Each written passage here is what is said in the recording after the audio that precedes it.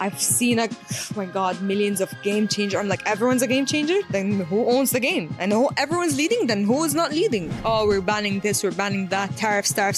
I'm done with hearing the word tariffs. See, I don't want to tell in my email slay. Yeah, can you say something similar to slay?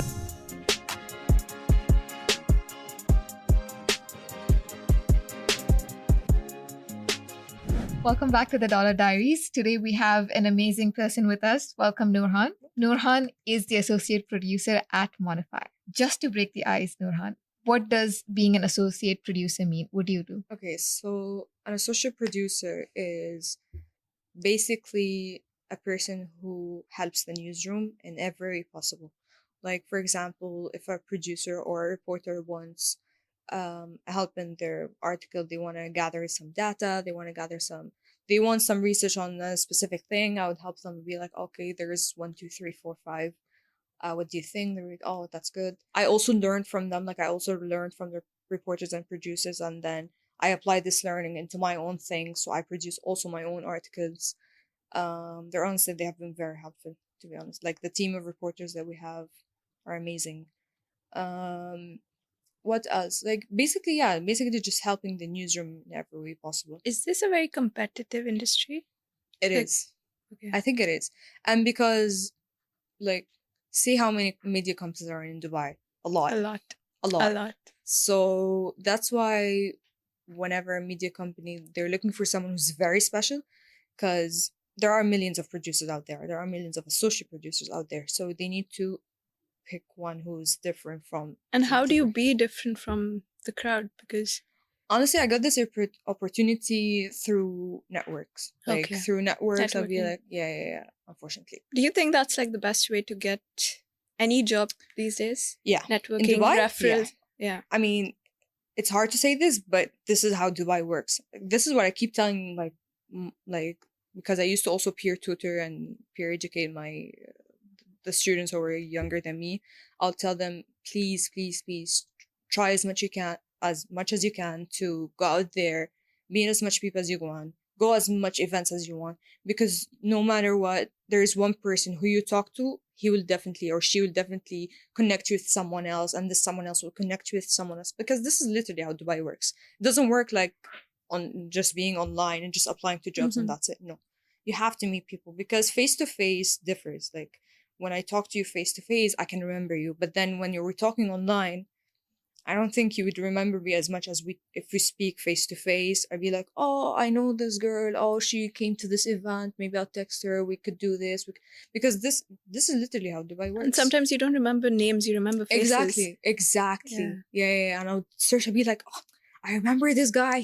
I know he works in Google or he works in Microsoft. I'll be like, okay. And I text this guy. I'd be like, oh, hi, how are you? I've met you in this event. How are you? Let's grab a coffee. And literally, this is every time I go to an event, I'll be like, oh, hi, oh, you're really, oh, nice to meet you. How is everything? And then we'd find the common things to speak and then to speak about, and then speak more, and then we become familiar. And then next I'll be like, I'll send a follow-up email. I'll be like, oh, it was very nice to meet you. It's an honor to meet you. No. And so this is how it works. And I know we spoke about this off camera. What was your motivation to get into your current role and to get into mass communications? I want to learn.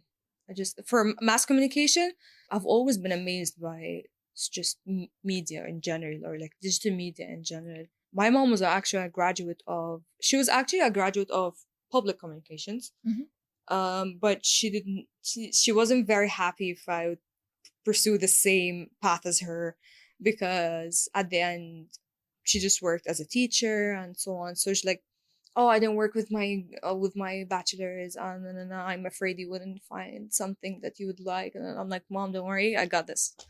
At first, I'm like, I don't think I got this. But then after a long way, I'd be like, okay, no, I got this now. After 4 years, I'd be like, no, I got this. But yeah, but it's all about learning. You know what I mean? So being an associate producer or being a video editor, everything that I explore in my journey in life is just to learn. I always want to learn. I love learning. So, yeah. And I know, going back to your previous statement where you said there are multiple media agencies here, there are multiple, but don't you think It's a market where there are just a few major players that are running True. the whole show. I mean, it's how they play, you get what I mean? It's how they deliver their content in a way that touches you. So once the content delivers to you and you engage with that content and you interact with this content, this is how they're successful. But then when a media agency becomes repetitive, like they just, they just do content for like, oh, let's just do content, that's it. There is no, that color or that different tone that differs them from everyone. So that's why I'd be like, oh, this content is not famous because it's just repetitive, but this content is famous because basically, even if you liked or even if you just watch it, but you stay till the end, as long as you stay till the end. The retention. And I think that's where Monify comes in, because Monify was trying to do something Exactly. extremely new. If you had to explain Monify to somebody who's new, how would you explain it? Basically, just how can Gen Zs make money? Oh. Gen Zs and millennials, so that we're inclusive of every age. Okay. But Well, Gen if Zs you- and millennials, how they can make money.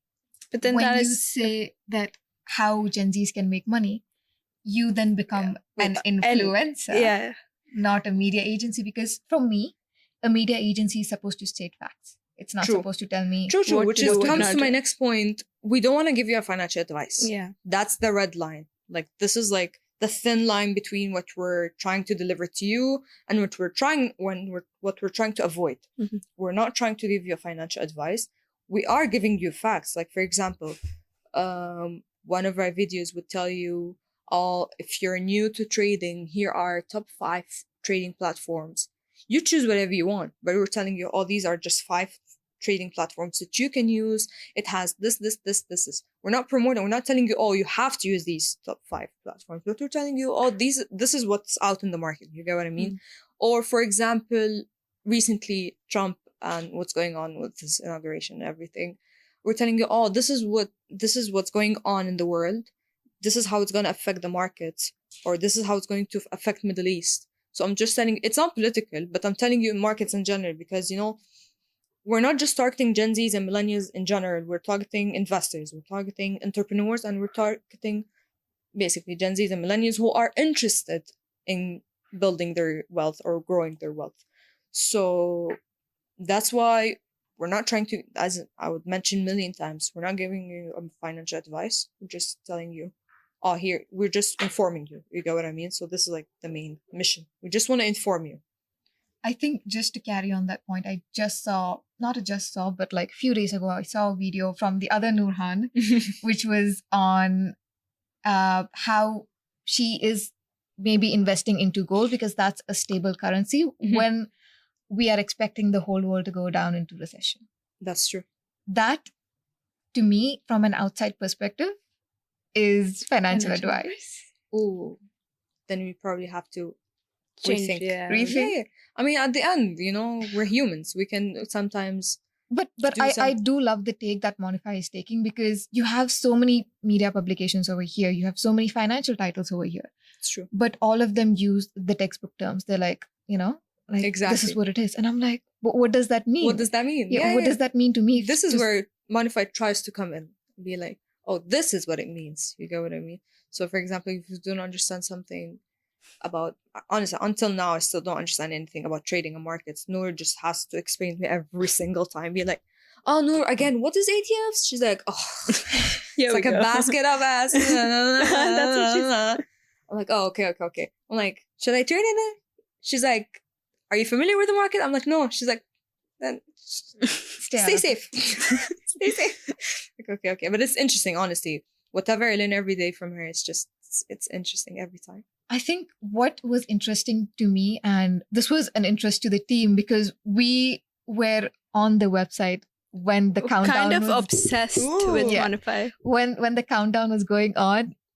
If we could just pull up our Thrilling. group chats, it was like 2 hours ago, 1 hour ago, 30 minutes. and Monify. we're like, what's happening? What's coming up? And then we saw the whole launch happen at Museum of the Future. We saw all the talents that you got in. I think what was surprising was that you got in so many influencers, which was a brand new take. Mhm. What was the whole idea of getting so many influencers into a media agency? To build that platform, because they have a good following base, I think. They have a good following base. So, because come on, you cannot do everything with organically, right? Like, in order to build your platform and you want it to have it known to everyone, you want to have this recognition from everyone. So be like, oh, since they have a good fan base, they have a good following base, they're well known within the region. So be like, why not? And just to carry on to that, for me, when you collaborated with these influencers, the research or the videos that went out from them, was it a script that was backed by the newsroom who did the research? Not all of it. Okay, so then. But there are a team of, like, we have proper journalists and reporters. Other teams, they have honestly amazing team. They also have, like, a couple of them were also from reputable news organizations. Like, we had a producer from the Wall Street Journal. We have a producer from, I know from the newsroom, we had like, my managing editor was literally from, she was ex-Bloomberg, ex-Reuters. I had a wealth report. We had a wealth reporter who came from, Argam. I don't know if you know, it's a Saudi news organization. Noor, she came from Al Sharq by Bloomberg. So not, because our videos are done by different teams. Like, there are newsroom videos and there are videos from the other teams as well. Wait, so what you're saying is not everything was double checked by one team before? No, of course it was double checked. Okay. Yeah, of course it was double checked. Would Monify be doing something different? Is it closing down? Not that different, not that drastic different. We're still doing videos. We just want to curate our videos only for social media for now. Okay. But we want to, just have these small tweaks with our videos to make it more social media friendly. What was your most fun project that you've worked on since you joined Monify in May? The most fun project I've done was also with a collaboration with Noor. We were exploring the difference between Temu and Amazon. It was a really, really nice project. It was an article, actually. And another project we were trying to work on as well. It was, I think, Temu versus Amazon. Amazon. Shein versus Amazon as well. I'm obsessed with e-commerce, by the way. So I'm like, I want to know everything about But so when you say Shein versus Amazon, what exactly were you looking at? Because I think at that time, Amazon released their, they collaborated with Chinese suppliers, I think, and they wanted to do delivering in 15 minutes or 20 minutes. Or there was something that Amazon just released recently. So we're like, but Shein has that already, or Temu has that already. What's the difference? They're like, it's Amazon. I'm like, okay, it's Amazon. I'm like, okay, what's the key difference point between them? So this is what we're trying to differentiate. It was honestly really, really fun. How do you go about these kind of researches? Like, how do you start? Where do you start from? Who do you speak to? How does it work? I don't come from a media background at all, by the way. So I would just literally ask my managing editor. I'm like, okay, we have this idea. We want to explore it. Who do you think we should speak to? She'd be like, okay, if you want someone to give you really good insights, someone who's inside Shein or someone who's inside Temu to give you actual insights, or someone who's an expert in the e-commerce, but the Chinese e-commerce. So yeah, this is what, every time we have like an idea, we have the idea in our mind, or there's a trending topic that's going on in the news, or a trending topic that's going on in social media, because sometimes you get news topics on social media. Let's say, for example, last year there's a beef between Apple and Indonesia, if I remember correctly. They were like, we're closing in Indonesia, or we're not closing anymore, or no, they want this money. No. There was this going back and forth between Apple and Indonesia. So our Asian reporters, they would like try to find someone, for example, like a spokesperson from Apple, or a spokesperson from the government that was handling that. So it's really interesting. And speaking with people from within, inside the space, blows your mind of how they share the expertise with you. So, yeah.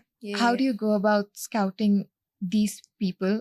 Because more often than not, when I'm reading stories like this, the ending is just that we tried to reach out to the spokesperson and nobody responded to us. Yeah. I mean, it's still hard. Like, you try your best. You have, I wouldn't say we have a list, but we would go around and see, and we would ask around, do you know someone who's expert in the e-commerce, for example?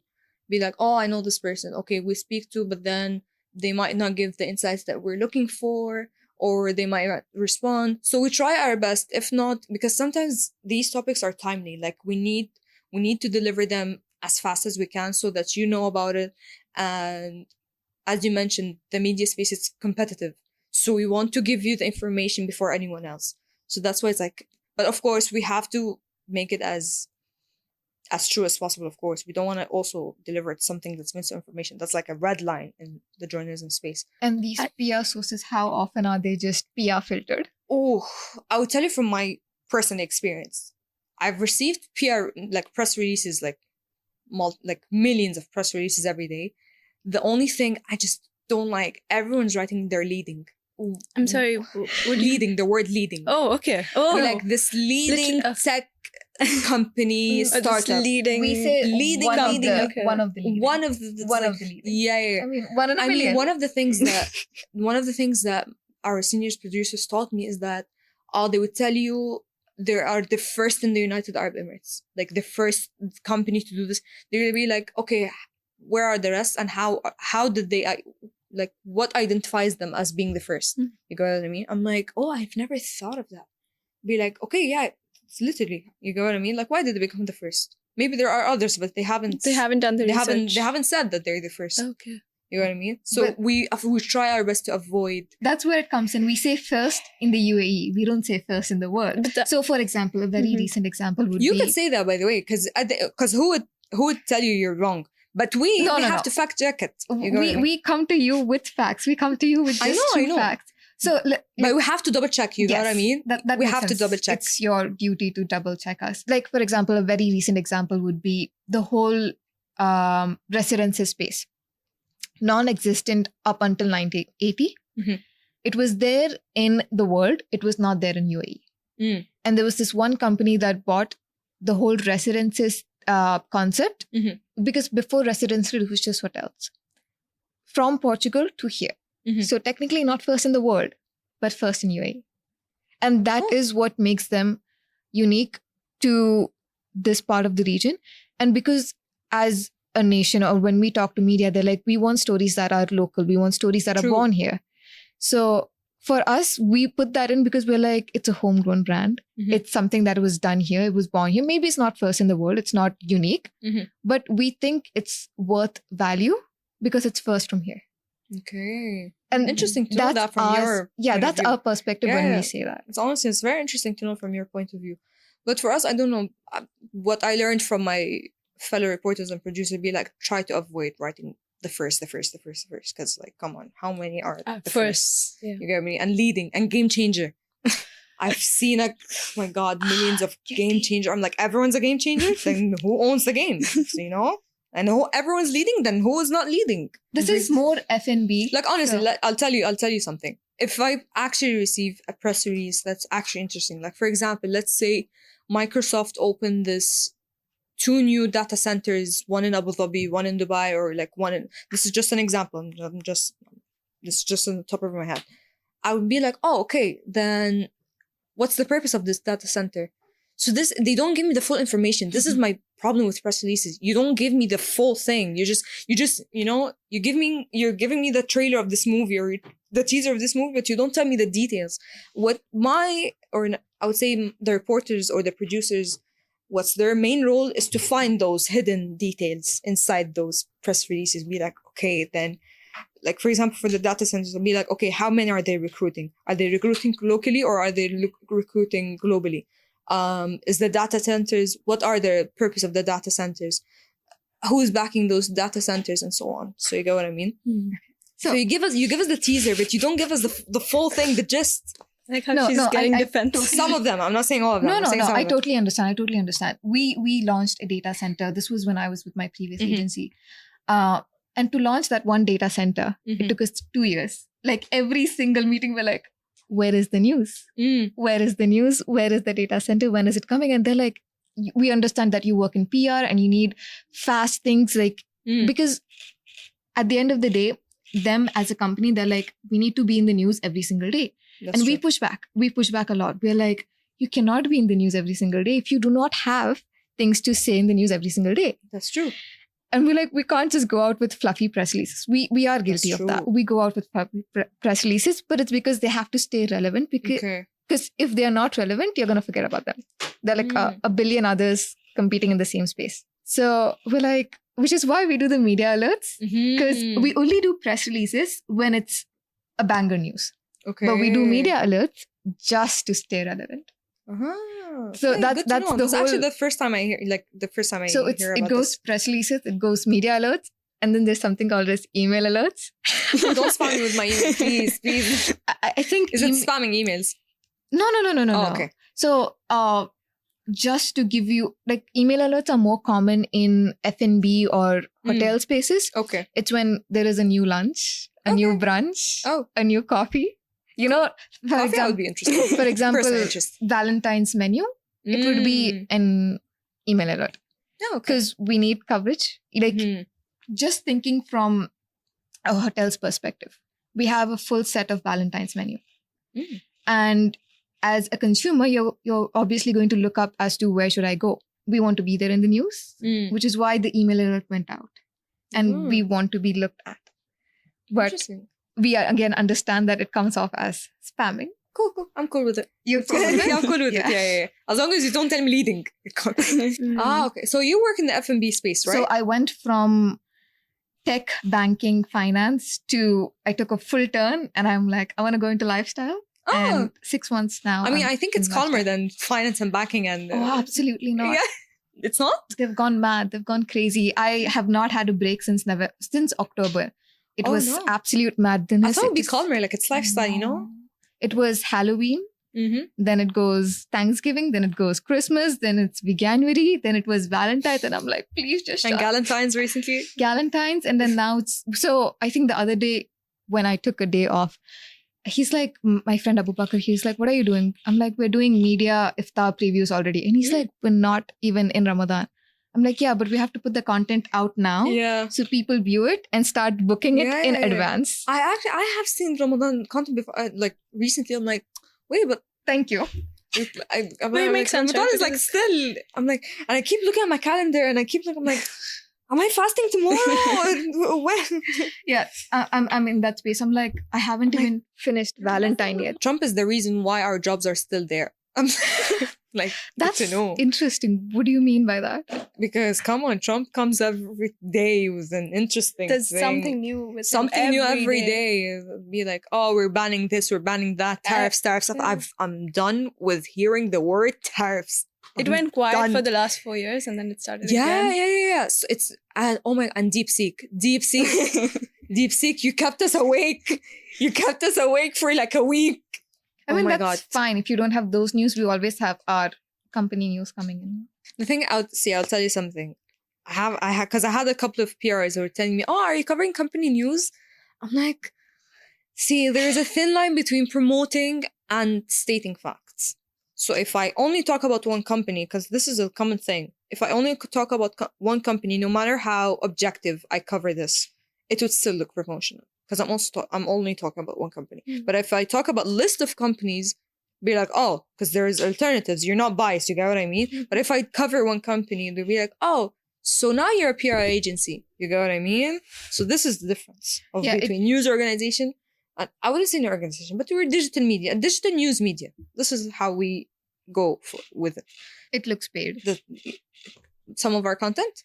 No. Like when you go out with just one content. Yes, it looks very much paid. Exactly. I mean, I had someone who pointed out, she was like, oh, one of your videos only talked about one company.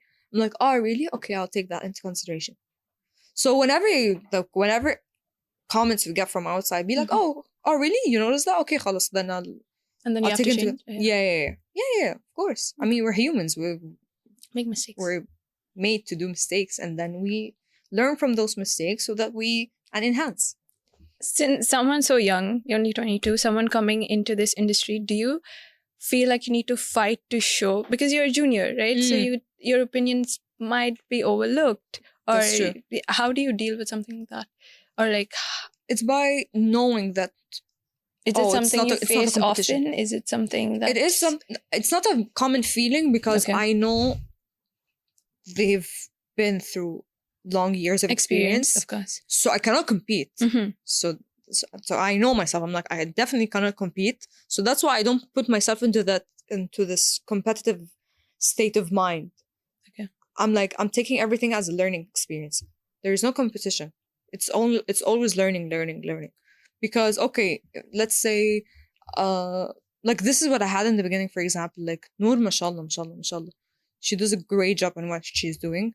So I'm like, oh, I wish I could do similar. Like, for example, she would publish like 5 articles daily. It could take me a week to, for example, if I have an idea of an article in mind, it would take me a week. She, mashallah, she does it in like 5 a day and that's it. It's out. So I'm like, oh, I wish I have this kind of skill that I could write fast and come on, she's a markets reporter. So she has to have that skill because markets, come on, they're chaotic. So I'm like, oh, I wish I had this kind of skill that I could write fast or I could write this in such a smart way. Mm-hmm. But I'm like, but then okay, again, wait, maybe I can learn. Yeah. Because I'm still in the beginning. I'm, Mm-hmm. I'm as I mentioned, I'm 22 years old. I still and have you're a long way to go. Observation phase. Exactly. I'm still I'm still in the observation phase. Yeah. I'm like, oh, okay, maybe I could just. And actually, I went to her. I'm like, oh, can you teach me this, and that? She'd be like, oh yeah, of course.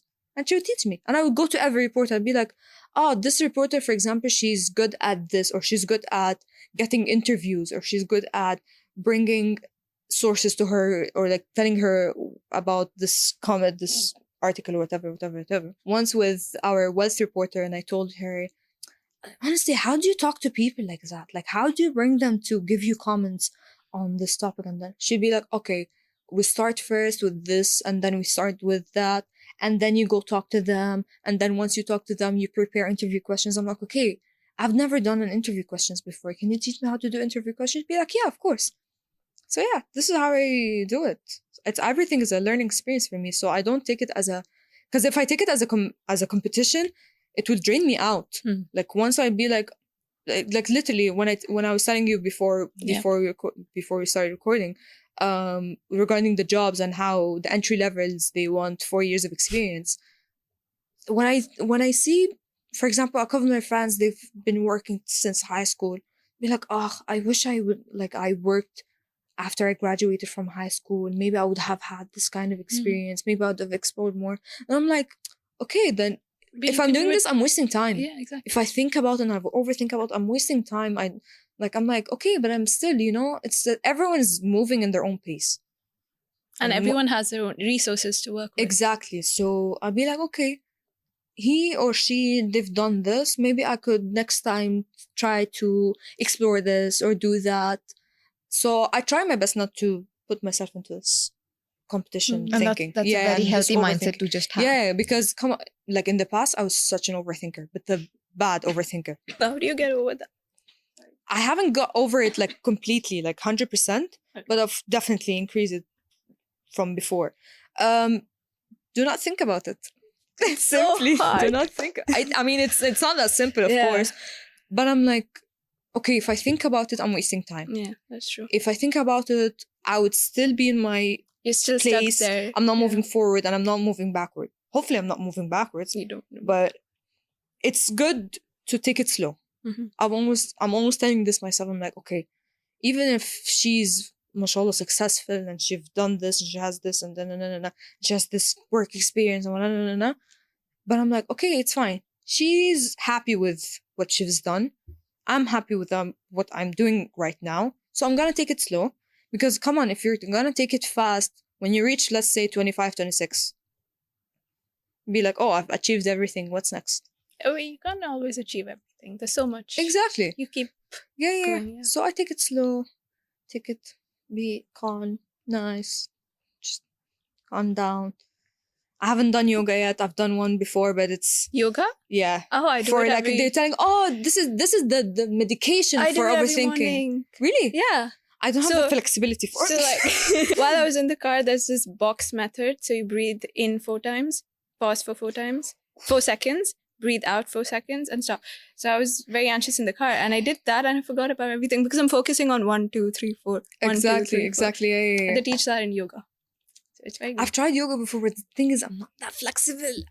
I can feel every bone in my body. I started telling my mom, I'm like, Mom, I started feeling muscles that I didn't know existed in my body. I'm like there's that's the there's whole some point. muscles That that is the hurt whole that I don't point. know that they existed in my body. I'm like But the okay, thing with cool. yoga is you don't need to push yourself too much, just a True. little bit, as much as you can, Yeah, and then yeah, yeah. eventually build that. And I want to try flexibility. Pilates as well. It's been very trending recently. I'm like, oh, I'm having I this saw this FOMO. video Like, of like all these muscle builders doing Pilates and they're losing their I minds. know. Like they cannot I've tried do it. mat Pilates once. Oh my God, should not be that hard. Because when you see from the outside, they're just stretching. But then I'm like, when I did it, I'm like, Really? why? I've never tried. Why am I Pilates. breathing well? Why I cannot take my... Are you into martial arts? A couple of my friends, they've tried Muay Thai and Jiu Jitsu. Be like, oh, it's nice. It relieves this negative energy. And I'm like, oh. But personally, I haven't tried before. Okay. I've tried, maybe, but it was when I was young. It was only once. It was like a trial class of MMA. So exhausting. It was so exhausting. I'm like, and he's like, and by the way, we were just like running and stretching and stuff. And 30 minutes passed. I'm like, oh, I can't. Oh, I can't. And they're like, oh, we're just, this is the beginning. I'm like, 30 minutes of stretching and this is the beginning? I'm like, this is too much. I'm like, no, thank you.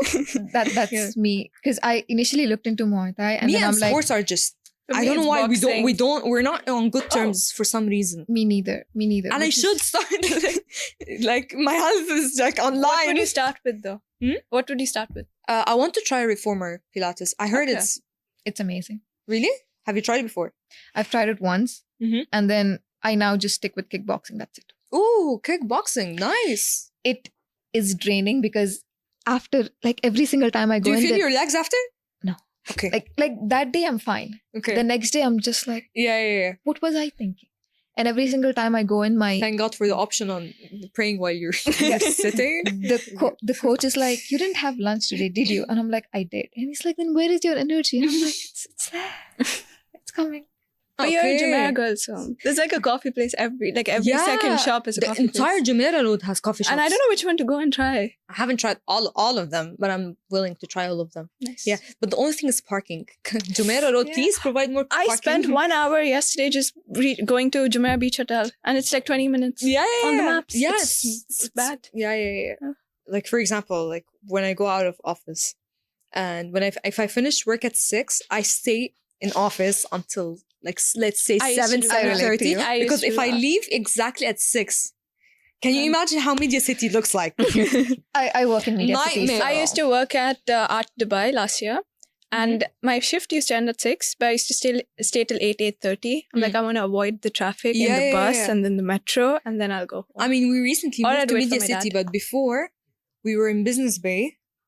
A complete nightmare, I swear, complete nightmare. And I live next to Ibn Battuta Mall. So Business Bay and Ibn Battuta Mall, they're not friends. They're not close. So if I'd be like, okay, I'll leave 6 exactly so that I can reach home by 7, let's say. Mhm. I reach home like 7:39. Why? I don't ask me why. Like, because Business Bay itself, it's crowded. Outside Business Bay, it's fine. But Business Bay itself, because everyone finishes at 6, I didn't think about it. But then I figured like, Business Bay is horrible to work Business at. Bay is horrible. I hate it. My friend got stuck in the service lane for 45 minutes. It was a the roundabout. service lane. It was a roundabout. I always get stuck into this Oh my roundabout because God. it's a 4 lane. So the 4 lanes So are stuck. I cannot go out. I cannot do like as if I'm driving in Egypt and just take a U-turn from the roundabout. I cannot do that. It's just, if I was in Egypt, I'd be like, boop. Yeah, same in India. Yeah. With one final question from me, Of course. was how much of AI do you use in your day-to-day task, and how do you see it progressing in the next 2 to 4 And years? adding Ooh. on to that, do you Mhm. think it's flattening? Like everyone's coming up with the same content? And how do you work with that? Okay, so for the AI, I personally use it not with my scripts or like anything that I produce. I try as much as I can to avoid AI because for me, I think it's not ethical to use AI for something that's super produced because at the end, AI is going to give you the same answer that it gives to me, to you. he's gonna give the same answer because he's trained to do, he or she trained to do that. It's trained to do that, to give you the same answer of how they're trained. So I try as much as I can to avoid AI because let's be honest, it kills creativity. It does. It does, yeah. Come on, let's be 100%. honest. No matter how innovative AI is, or no matter how AI reaches, it still it still kills creativity. But don't you think that's the whole point of having AI, that it does the AI can be a good monotonous assistant, by the way. I'm not saying it Yeah, could be a really, really good assistant. Like sometimes I use this for my emails, let's say. Like if I want to say something and I'm like, okay, I want to say this, but I want to say it in a more professional way. Because come on, I'm still a Gen Z. I don't want to tell my Peace out. email in my email slay, you know. Be like, Yeah, can you so- say something similar to slay? Or like, that's more professional, corporate, more corporate. yeah. Yeah. This is how I would use AI. Like sometimes in my emails, I'll be like, oh, can you just, polish, or like, can you just enhance this email, make it more, professional and corporate friendly. So like it's supposed to do all the monotonous tasks, so it gives you more time to actually create and think. Yeah, exactly. Yeah. This is how I would use AI. I would use AI in small tasks. I've also used AI before in generating images for our articles, because sometimes we have a really, really interesting article, but we cannot communicate it we can't find the suitable image, or like if we find an image, it's a boring image. You get what I mean? So I'd be like, oh, can you just create this image that does this, like I've done it before with one of my personal articles. It's not an article that's on LinkedIn, not on Monify. It's like personal work that I've done before. I was talking about TikTok US ban when it was first introduced, and I was speaking about it just in general, be like, oh, TikTok bans this and that. So I'm like, okay, I don't want to put the image of TikTok, just TikTok, I just want to, I told literally ChatGPT, I'm like, just create me a TikTok and US ban. Think whatever you want, I want these to combine in one image. And he actually did. So What was the image? It was TikTok, and it has like an X sign, and then there is like a, what was it? Like a government symbols from around not around it. So it was a visual. it was a creative image. We will put it up next to it. Yeah. I have the article on my LinkedIn. So yeah. So this is how I would use AI. Like I would use it for small tasks that that's not taking your involved time. with my actual work that I would produce to the world. Like I try to avoid that as much as I can. Perfect. Thank you so much for coming on the Thank you podcast, so much for Nourhan. coming. Thank you for having me, honestly.